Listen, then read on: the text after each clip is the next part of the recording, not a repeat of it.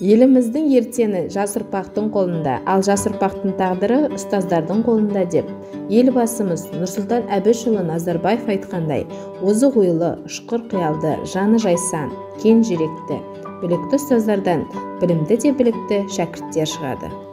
Қазіргі таңда Орал қаласы білім беру бөлімінің номері 41 мектеп-лицейінде жан-жақты жоғары білімді, өз істерінің білгілері болғысы келетін жас ұстаздарымыз жұмыс жасап келеді.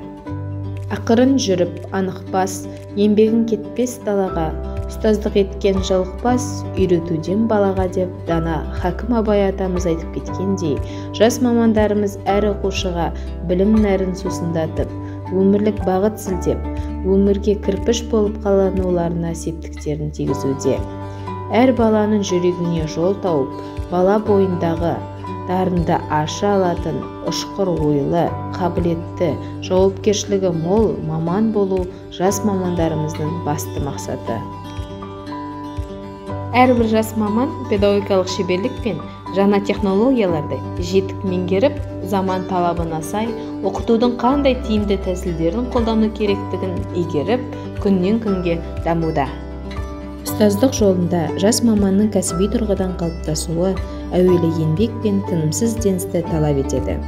Тәрбие мен білімді ұштастырып, оқушылардың рухани дамуын қамтамасыз етуге бағытталған жалпы адамзаттық, ұлттық құндылықтарды дамыта отырып, жан-жақты үйлесімді тұлға тәрбиелеу мұғалімнің басты парызы.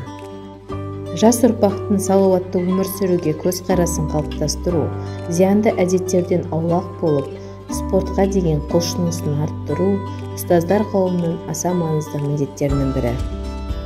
Күнделікті мектеп өмірінде жас мамандарға аға буын, тәжірибелі, өз ісінің білікті мамандары қолдау көрсетіп, тәлімгер ретінде бағыт-бағдар береді. Жас мамандардың қарым-қатынастағы біліктілігін арттыру, психоэмоционалдық күйін реттеудегі тиімді тәсілдердің бірі тренинг өткізу.